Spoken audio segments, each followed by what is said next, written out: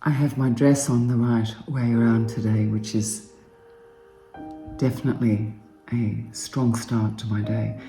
It is early in the morning on a Sunday. It's just stunning here. I can see the crest of a hill, and the sunlight is like a golden thread. It is, or several golden threads, and there are clouds that are surrounded by a golden light, and in the middle is this cloudy grey presentation. And then up above these clouds there is a multitude of different shaped clouds, kind of like cotton wool, as if somebody has grabbed a handful of cotton wool and just thrown it haphazardly. So we've got the thin gold lining, and then the cotton wool, and then up above are ominous grey clouds. And because we've got rain coming, apparently in South Australia, so the water cartage person told me last night, it is the driest summer in 25 years, and we have almost run out of water now. We fill up the horses' self-waterer, obviously by the tanks, and that malfunctioned yesterday. So we refilled it, we fixed it, and this morning there were 6 kangaroos gathered around the watering bin hole and just staring at us, and it was a surreal moment. I know I've said to you, I have a meditation at the moment that I haven't quite completed. It's really moments away. It should have been done by now. To edit a meditation, and I aim for 1 to 2 meditations a week and 1 quiet talk. The quiet talks are easy because Adrian can do his thing in the background and there can be some noise. But with a meditation, I cut all the noise out, and it's quite a work of art. Excuse me while I have some coffee.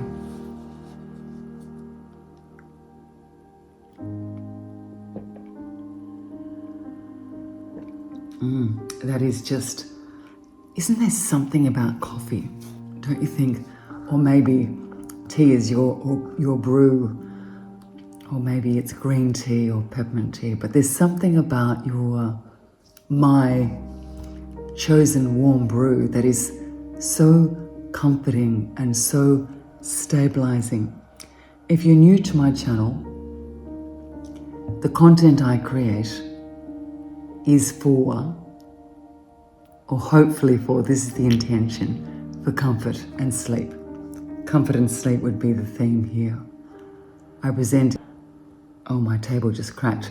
I present either meditations or quiet talks, and both have the theme of looking at day-to-day life issues and moving through those issues.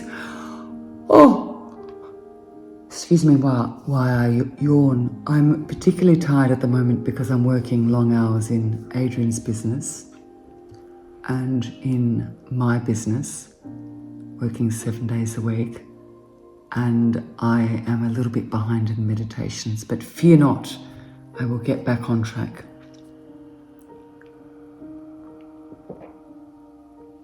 Today the topic, which you've asked for, is 100 goals.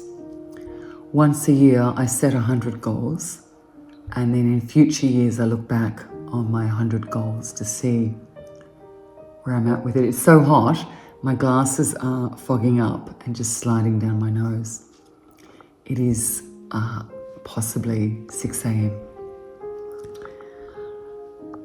100 goals. So each year I set 100 goals, and I've been doing this for over 20 years. And I generally try and get my partner to do it with me. When I say partner, I did it also when I was married. I would do the same thing. Do you ever set goals? And how do you go with your goals? Do they work out? Do you create a vision board? Another thing I love to do is create a vision board. I've done this before with my girls, and we talked about it, doing it in the New Year's Eve just gone. I'm not going to be able to stop yawning. You know when you think about a yawn, once you think about a yawn, you're done. You're just done like dinner. You just keep yawning. I'm incredibly tired, but quite sedate and quite content despite my fatigue. Can you hear the cockatoos? If I'm recording meditation, I tell you, they are not calming. They are so loud. Beautiful birds. They're just not the type of ambience you have in the background of a meditation. Coming back to 100 goals. So, in order to write the 100 goals, you need to first have some idea who you are, or have the true intention of working out who you are. We can't have 100 goals if we don't know the starting line. How can we create a finishing line, which is a goal, if we don't have the starting line of identifying who we are? Otherwise, with that goal of running the race of life, we are literally running in circles. It's almost pop culture to talk about goals. Oh, I want success, I want abundance, I want money. These words are misnomers. Success has no true meaning. Success is perceived and defined by the person who wants the success. Success to one person is not success to another. That's one word. The other one is I want money. We don't want money, we want choice. Money is the currency of choice, or maybe the currency of choice depending on what you are choosing. Money is not an ideal in of itself. Money gives us the ability to make reasonable choices, and with money we could make some unreasonable choices. I think we can all identify to that. Abundance. This word of abundance, gee whiz, I almost find it annoying. What does it mean? To have a lot of? Seriously? I think the word abundance is almost hypocritical. To have a lot of something. Why? Isn't it better just to have enough? How about we just say enoughness? Let's just have the value of enoughness rather than abundance. What we're just going to have too much food, too much housing, too many cars? That's not sensible. And evidence proves that choice, having too much choice, enhances unhappiness, grief, frustration. So you could argue that from a point of view of science and research, the word abundance means sadness. Because when we have too much choice, we are more likely to be sad. When we minimize our choices, we tend to be more content. So, success, what does it mean? Having money, well, that doesn't mean anything. That doesn't make any sense in of itself. And abundance, well, abundance of what? I want abundance. You know, you see these, and I've done it too. I'm sure I've got a meditation that talks about abundance. But abundance of what and why? I was watching Adrian the other day training staff in delivery, and he kept saying, you always have to know your what, when, why, how. And I thought, that's just a great way to look at life. We always need to know our what, when, how's it go, why and how. And of course, we're not going to know that. We're not. But it is a journey towards continuing to identify who we are, where we are, why we choose the feelings we have, why we choose the thoughts we have. Who is the feeler? I am the feeler. I am the source. Who is the thinker? I am the thinker. I create the thoughts. It all comes back to me. So if we write 100 goals without coming back to me, We're just running around like a chook without a head. Isn't that an incredible phrase? My mum used to use that all the time. Now I just get this visual because we all buy our meat pre-packaged, so none of us think that animals are, or we don't have the true reality of animals being killed. We just buy the tray with the plastic and the foam and forget how we got the tray and the plastic and the foam. It's quite a metaphor, isn't it, buying a tray of meat from the butcher? It's almost how we see life. We want convenience without responsibility. We want the convenience of the tray of meat without killing the animals because we don't want to think about that. But there is an animal killed every time we eat meat. So isn't it part of the journey to take responsibility for the killing of the animal? And when we set goals, part of the setting of goals is taking responsibility for who you are. Who are you? Who are you? And of course we evolve in every moment. We become a different person in every moment. But it's important to be aware of that.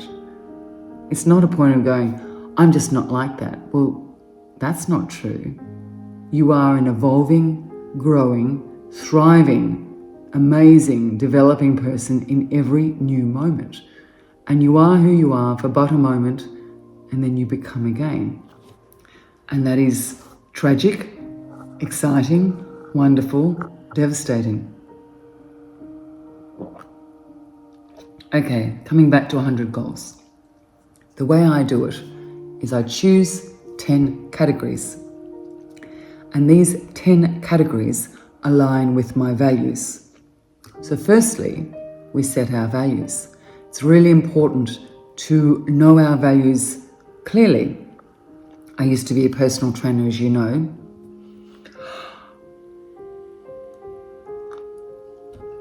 And I keep yawning, and I don't know if you notice, you probably can, the editing. My eyes are crying. I keep cutting out the yawns. I've just thought from now on I'm just going to cut out the yawns because there's too many of them. I'm kind of yawning in that, you know, that relaxed way where you feel quite content rather than really tired. I feel fairly content with my life, but it's fairly busy. So I've lost my train of thought now. Know your values. I had this client when I was a personal trainer, and he wanted to run ultra-distance triathlons, which are the Ironman. And I said, it needs to align with your goals. He was a family person, so he liked being with family. If you compete in triathlons, you need to do 2 to 3 what we call legs per day. A leg is running, cycling, or swimming. So 2 to 3 per day. That's Sunday. So he was a dentist, he had his own business, he loved his children, and he wanted to do an Ironman. Can you see the problem? So his value is career, business. Career and business are not quite the same. Family, exercise, fitness, and competition, not quite the same goals. So we needed to look at that, and we made the decision to pull his exercise goals back to just being short triathlons rather than an Ironman event. And even that was challenging, to find that precarious balance between his business, his career, his management, being a manager at his business, his relationship with his wife is a goal, his relationship with his children, and then his relationship with the concept of family is also a goal. And then his relationship with fitness, his body, his self-care, all different goals. So we walked through a fairly interesting process doing that. Why am I talking about that? With you. You need to know what your values are before you start. Rather than randomly saying, I want abundance. I want to be successful. I want to be big on Instagram. That's another really good metaphor, because a lot of people, when I've counselled, have said they want to be popular on Instagram. What for? I mean, what for? If you want to sell t-shirts, great. If you want to raise money for a charity, great. If you want to promote a business, Great, fantastic, great. But to just be on Instagram for the sake of popularity is like wanting money for the sake of wanting money. It does not make sense. It's completely irrational. Instagram is a vehicle towards marketing promotion. Towards what? Money is a currency for purchasing choice, for creating, for optimizing choice. Money is not a goal in itself. So we pick our values, we write them down. So let's write them down. Butcher paper. You know I love butcher paper. Text us. Butcher paper. Write your values. 10 categories. So let's think of some categories. These categories need to align with your values very clearly. Categories could be self-care, could be well-being maybe, or wellness, maybe a closer catch cry.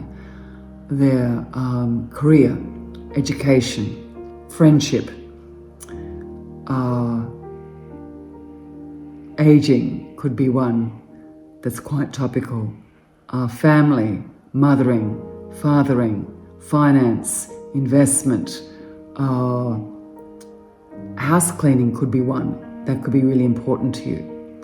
So you have the goal, the 10 categories of goals. So you've got categories. You've got your values, your categories. Then you've got these 10 categories. Underneath those categories, you have responsibilities, which are generic, broader-based goals. A responsibility in fitness could be the ability to get up every morning. Could be a responsibility. The task could be to run 4Ks or follow a predetermined program. So you're breaking these things up, chunking them down, chunking them down, chunking them down. So it's quite easy to have 10 goals under a sub-goal or 10 sub-goals under a category. So we have the category of perhaps fitness, or the category could be a little bit larger, like competing in an Ironman. And then underneath, join a triathlon club. Responsibilities could be improve fitness, more generic. Tasks could be get up at 6 o'clock each morning. Tasks are definitive and objective and competency based. You can tick them or cross them.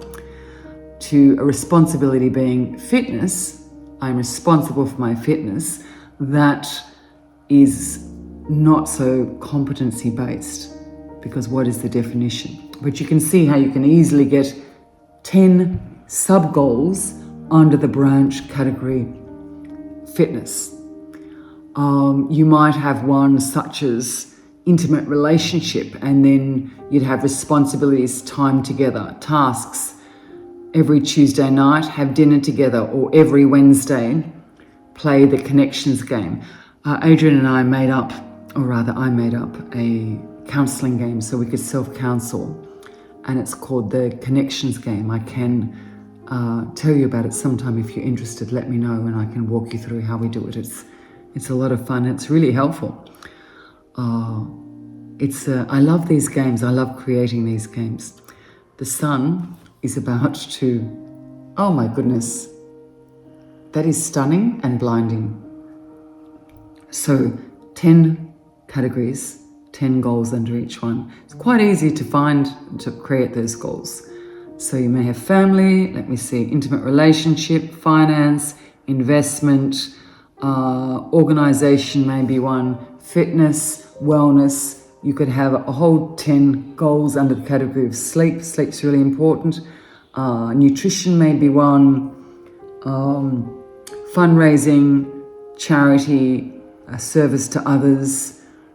The word compassion could be a whole category if that aligns with your values. So I'm trying not to become blind here.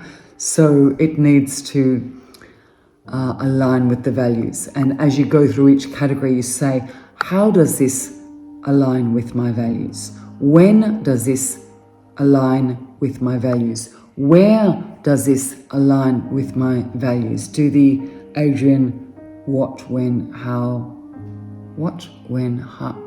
why. I've forgotten what it is already.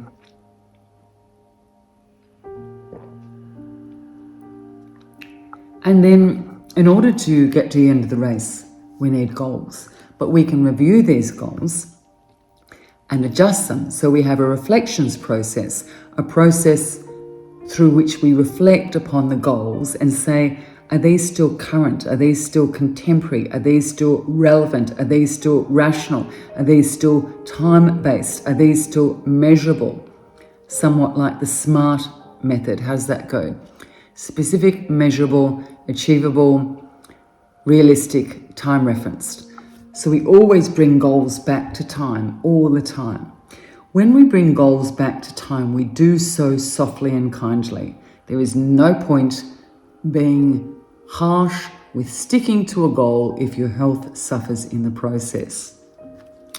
So, my friend, that is how I set 100 goals.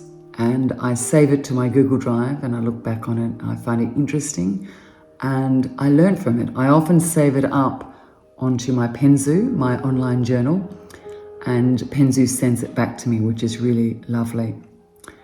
Well, what do you think of that? I will load my meditation. I really appreciate those of you who say you like my talks because I like doing them. They are really easy to do. I'll have to edit the beep beep out of this one because of all my yawning, but they're happy yawns, which is lovely. Would you like to, if you're listening on the podcast, you won't be able to see this beautiful sky, but you can imagine, can't you? You can visualize. Can you see that? I don't know if you can see that. It's quite beautiful. Thank you for listening to me. Please share, please comment, please like, and take care of yourself. Let me know how you go with your 100 goals.